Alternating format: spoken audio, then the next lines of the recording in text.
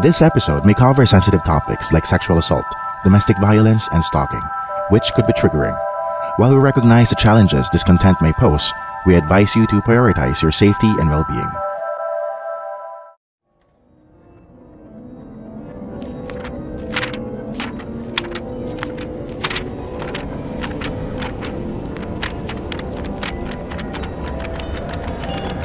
The Book of Bad Ideas. May mga kwento na hindi mo maririnig sa media. Mga kwentong hindi sinasabi ng magulang mo at siguradong hindi mo mababasa sa mga libro ng mundo. Ito ang mga lihim na tinatago ng bawat pamilya, mga kasalanan kinubli ng reliyon, mga desisyong akala mo maliit lang, pero ngayon pinagsisihan mo na. Dito, walang happy ending, walang moral lesson, at kadalasan, ang multo at aswang ay ikaw rin. Ito ang mga twisted stories sa Book of Bad Ideas. At kami ang inyong host. Ako si Nix. At ako si Steve. Don't forget to follow us and subscribe. At humanda na kayo sa ating storyang hindi mo dapat pakinggan mag-isa.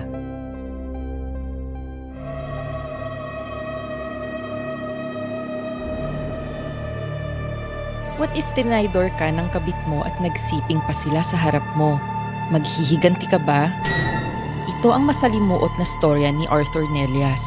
Kung maaalala natin nung huling kabanata, isang bodyguard driver si Arthur ng isang congressman na si Cantalio sa Cebu. Masaya ang buhay niya, pero nagbago ang lahat nang may makilala siyang isang babaeng malaartistahin ng ganda, si Mrs. Rhea Alcantara. Nahulog ang loob ng binata kay Rhea at kalaunan ay naging kabit na siya nito. Yun nga lang, minahal na ni Arthur si Rhea, pero hindi naman ito nasuklian ng parehong pagmamahal. Hanggang humantong sa sitwasyong nahuli siya ng mister nito, na yun pala ay isang aswang. Ikinulong siya sa bahay ni Mr. Jose Alcantara at gusto nitong patayin ni Rhea, ang kabit na si Arthur sa harap niya. Katulad ng iba pa nitong naging kabit. At yun lang ang paraan para patawarin siya sa pangangaliwa niya. Ginawa naman ito ni Rhea na bumasag sa puso ni Arthur. Nag-ibang anyo si Rhea bilang aswang at inatake si Arthur. Habang naghihingalo para sa buhay niya, nagawa pa ng mag-asawang Alcantara na magsiping sa harap niya bago tuluyan na siyang nawalan ng malay. At ito ang sulat ni Arthur sa amin.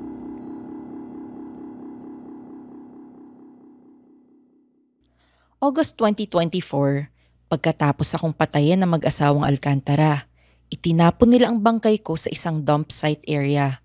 Ilang araw din akong nabulok kasama ng mga basura. Ngunit pagsapit ng pang-apat na araw sa tambakan, bigla akong nagising. Hindi ko maintindihan kung bakit at paanong nabuhay pa ako.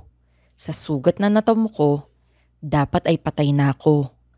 Naputol na ang mga braso ko. Lumabas na ang bituka ko at naputol din ang isa kong hita.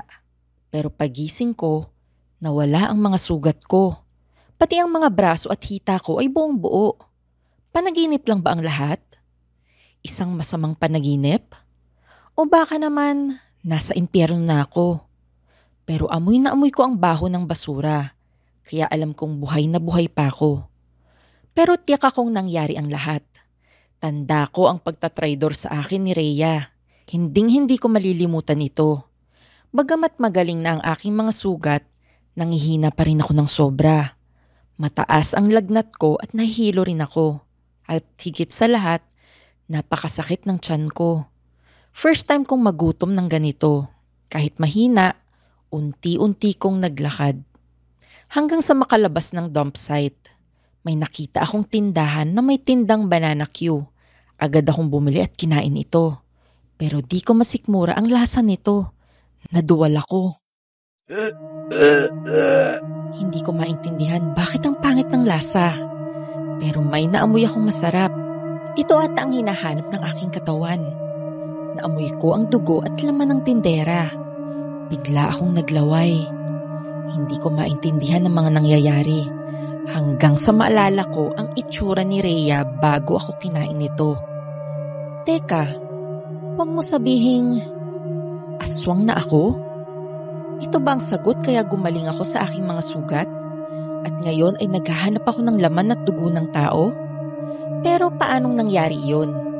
Dahil ba ito sa pakikipagtalik kay Rhea? Ang dami kong tanong at iniisip, subalit hindi na ito mahalaga. Ang dapat sundin ko lang ay ang sigaw ng aking kalamnan. Pinasok ko ang tindahan ng aling ito at sinabi kong, pasensya na po.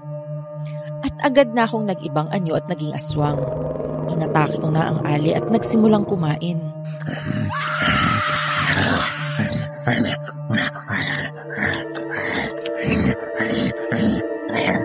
Matapos kong kainin ng ali, nabusog na ako. Napakasarap ng kain ko. Ngayon lang ako nakontento at nabusog ng ganito. So tama nga ako. Aswang nga talaga ako. Agad naman akong tumakas bago pa may makakita sa akin. Kalaunan, nakauwi na rin ako sa bahay. At dahil aswang na nga ako, bigla akong nagkaroon ng pag-asa.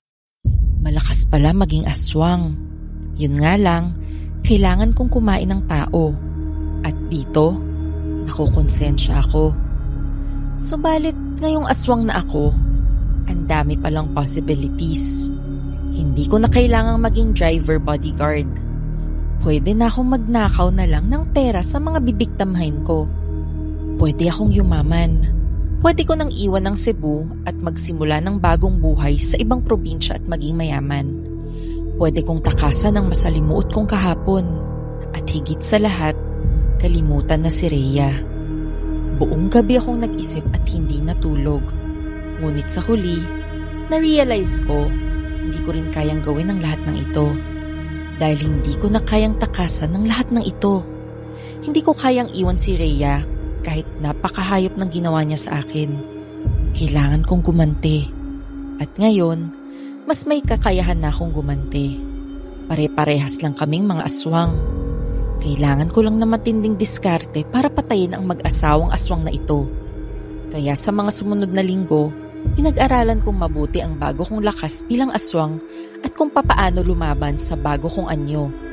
May military training naman ako nung bodyguard ako, pero ibang laban nito bilang aswang.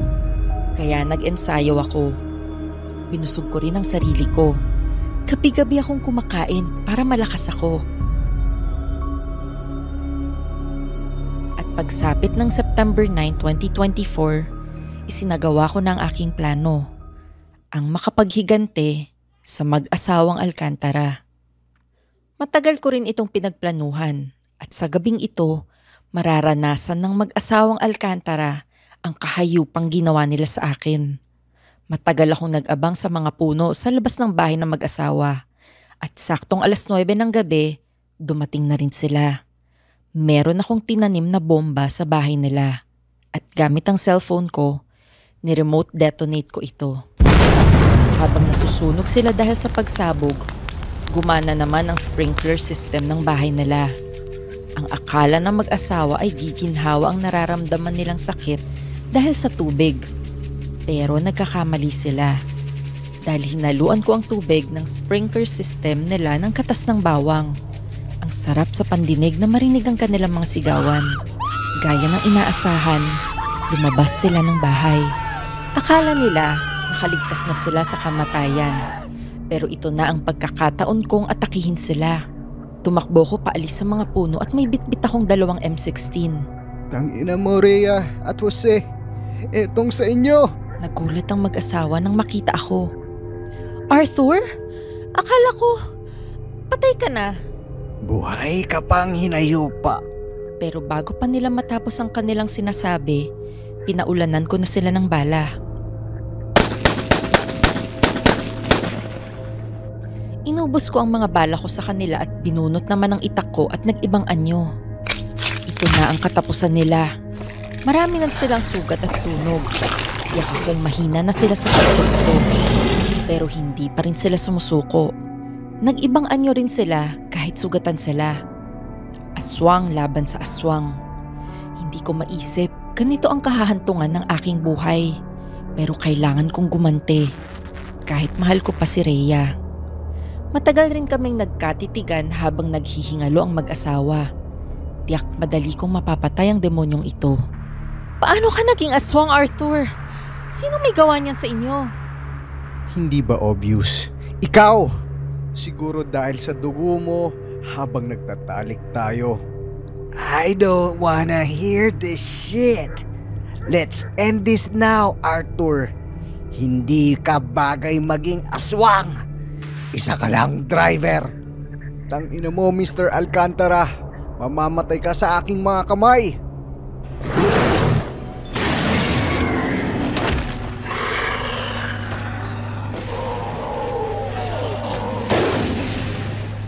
At nang matapos ang laban, bagsak ang mag-asawa.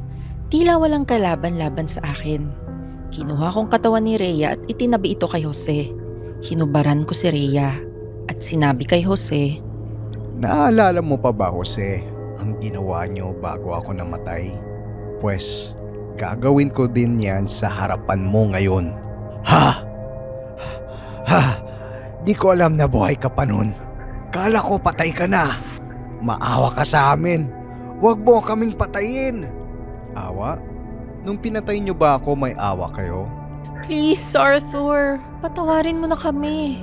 Shut the fuck up, bitch! Isa kang puta! At gagawin kitang puta sa harap ng asawa mo. Nang gagawin ko na ang masamang bala ko kay Rhea, nagulat ako at biglang sabay na tumayo ang mag-asawa at pinagtulungan ako.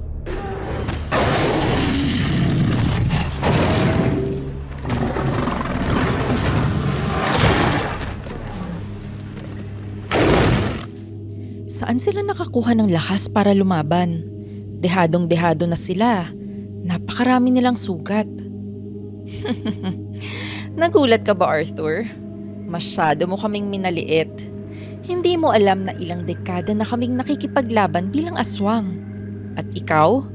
Kailan ka lang ba naging aswang? Ha! Ito na ang katapusan mo, bata. At Jack, di ka na mabubuhay muli. Hindi na ako nagsalita at tumakbo na ako.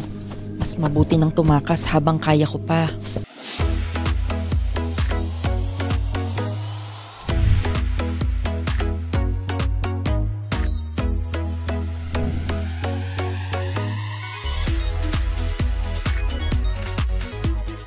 Tama nga sila. Mas batikan sila sa pagiging aswang. Yan ang pagkakamali ko. Mukhang hindi ko nga talaga kaya silang mag-asawa. Naudlot ang aking ganti.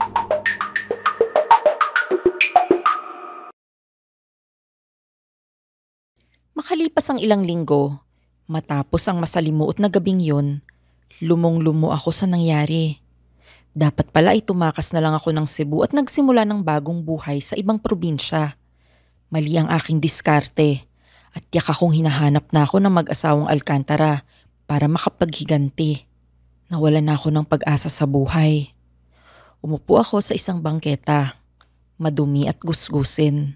Isang palaboy, humihingi ng barya sa kalye. At saktong may pamilyar na mukha akong nakita sa daan. Kong, pengen naman ang barya. Peste, umalis ka. Wala akong barya.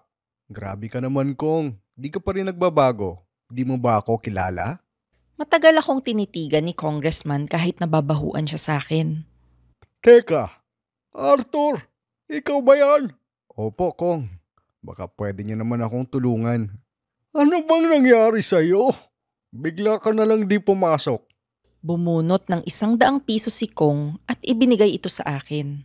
Ayos ka din, Kong ah. Sa tagal kong nagserbisyo sa'yo, 100 lang talaga ang bibigay mo sa akin. Abay, ingrato ka din, gago ka ah. Etong sa'yo. Sinipa ako ni Kong, pero parang wala lang ito sa akin at ninitian ko siya. Tumayo ako at nilapitan ko siya. Ingrato ba ako? Huwag ka mag-alala, Kong.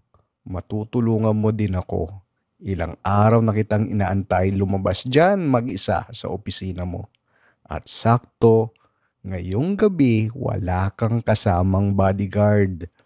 Natakot si Congressman Cantalio sa sinabi ko at sinubukan niyang tumakbo pero hinawakan ko ito sa leeg at binuhat. Anong ginagawa mo? Bakit ang lakas mo? Secret.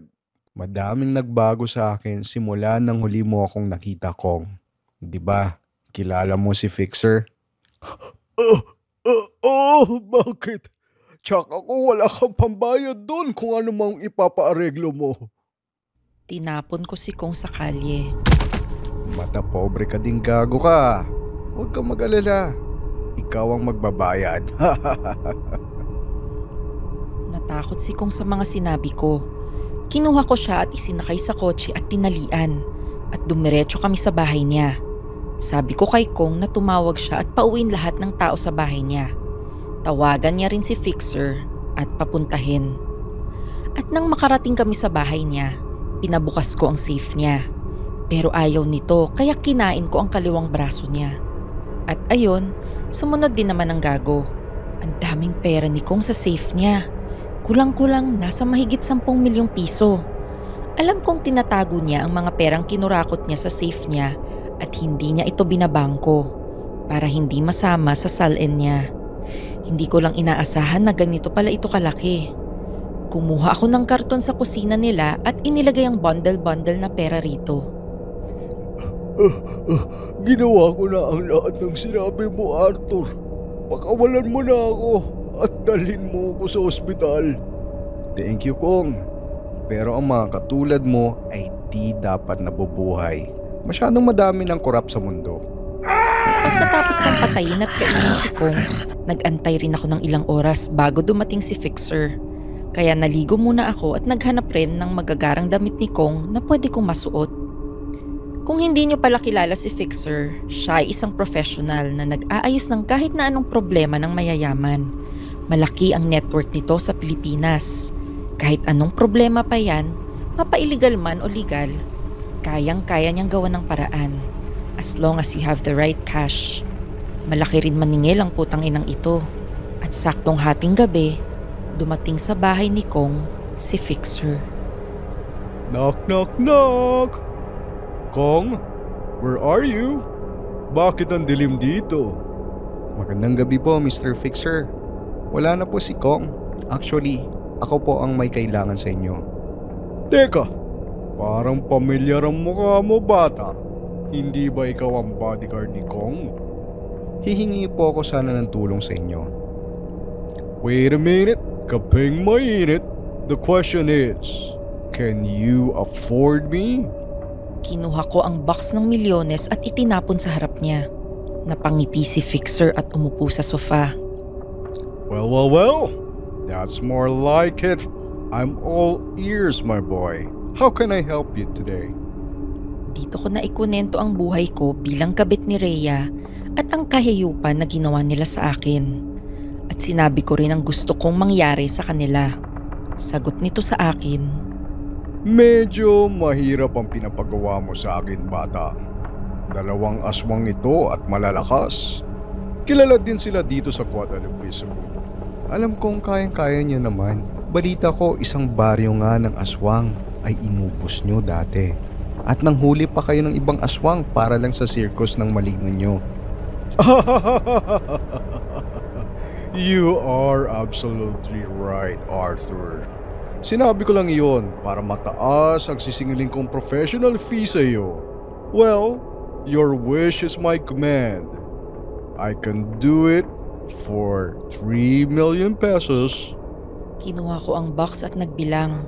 Humingi naman ako ng pasensya kay Fixer dahil matagal magbilang ng milyones. Nagyosi muna ito habang inaantay ako. Kinuha kong 6 million pesos at nilagay sa isa pang box at itinago. Iniwan ko naman sa box ang 4 million pesos at inabot ito kay Fixer. Ayan po, 4 million pesos, Mr. Fixer. Bali, bonus na po ang 1 milyon. Aba! Nagtitip ka pa? Gusto ko yan. Sana maging kliyente kita uli. Sarap magbigay ng pera na di galing sa iyo, no? Kinabahan ako sa sinabi ni Fixer. Alam niya ba naggaling kay Kong ang pera na ito? Don't worry, bata. Kung ano man ang nangyari sa inyo ni Kong, labas na ako dyan. Ang mahalaga ay may bago akong kliyente. Naggalante pa mag-tip. O siya, kukunin ko na ito at tatawagan kita matapos sa 1 buwan. Teka, di ko pa po nabibigay ang number ko. I know. Ayusin mo ang pagtago sa katawan ni Kong. Bye-bye. At umalis na ito ng bahay ni Kong. Oo nga pala, malawak ang intelligence network ni Fixer. Tiyak akong alam niya ang number ko. Matapos niyon, nilibing ko na ang bangkay ni Kong sa likod ng bahay niya. Nilinisan ko rin ang mga dugo sa kwarto niya. Umuwi akong tuwang-tuwa. This is one of the best nights of my life. Hindi ko man kayang gumanti ng sarili ko, pero kaya ko namang bilhin ng ganti. Tiyak ako kayang-kaya ni Fixer ang aking kahilingan. Matapos ang isang buwan, tinawagan na ako ni Fixer. Arthur, my boy, the job is done. Pwede ka nang pumunta sa bahay ng mga Alcantara. Ah, ganun ba? Maraming salamat po, Mr. Fixer. Iba po talaga kayong magtrabaho. Welcome, bata. Enjoy! Binaba ko na ang telepono at mabilis na nag-drive papunta sa Guadalupe, Cebu. Pagdating ko, madilim ang bahay ng mga Alcantara. Bakit walang ilaw? Kinabahan ako. Baka mamaya iniskam ako ni Fixer at may 2 aswang pa rin dito. Walang tao. Dumiretso ako sa basement nila at pagpasok ko sa basement, natuwa ako sa aking nakita. Gaya ng sinabi ko kay Fixer, gumawa siya ng 2 kulungan at nakakadena sa bawat selda ang mag-asawang Jose at Rhea Alcantara. Hoy! Arthur! Pakawalan mo kami rito! Sabi ko na nga, ikaw lang ang nag-hire kay Fixer para ikulong kami dito. Ang hindi ko lang magets ay saan ka nakakuha ng pera? Di ako katulad mo, Mr. Alcantara, at pinanganak na mayaman. Pero marunong akong dumiskarte. Magaling! Pero alam mo naman na makakalabas kami dito. Mas malakas kaming aswang. Mas malakas man kayo, pero ang kandenang nilagay ni Fixer ay may dasal ng albularyo. Hindi kayo makakawala dyan. At hindi kayo makakaibang anyo bilang aswang. Nagulat ang mag-asawa sa sinabi ko. Nag-ibang anyo naman ako at naging aswang at binuksan ang kulungan ni Rhea. Hype ka, Arthur. Kabit ka lang. Hindi kita mahal. Pakawalan mo ako. Sabi sa'yo, Rhea, ayos lang kahit kabit ako. Basta ako, alam ko, mahal kita. At huwag kang mag-alala. Araw-araw kitang bababuyin sa harap ni Jose. Yan ang ganti ko sa inyong 2 demonyo. Natakot si Rhea sa sinabi ko at napaiyak naman si Jose. At sinimulan ko ng babuyin si Rhea sa harap ni Jose. Masarap ba ang ganti ko, Rhea? Tutal, binaboy niyo ako dati. Kaya deserve niyo ring babuyin ko kayo habang buhay. Wag, please.